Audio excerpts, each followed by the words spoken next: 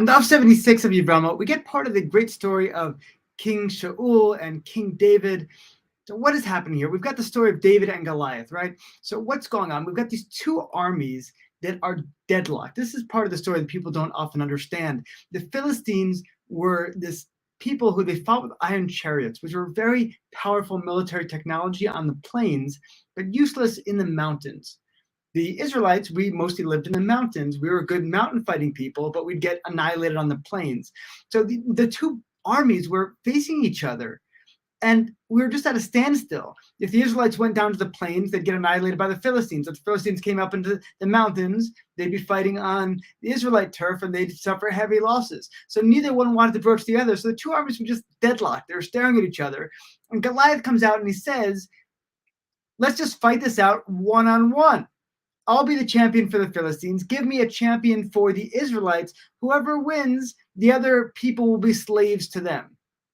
And Goliath is out there. He's like, who's going to fight me? Who will fight me day after day after day? And the people are freaking out because they've never seen anybody as big as Goliath.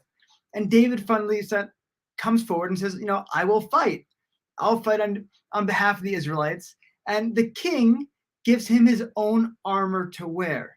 Now, this is the part that gets to our today's daf, because it points out that the armor fit David perfectly. Now, that might not strike you as such a big deal, but when Shaul first became king, it's pointed out that he's head and shoulders above everyone else, that he's like a good head higher than the next tallest person in Israel. And David is just a boy.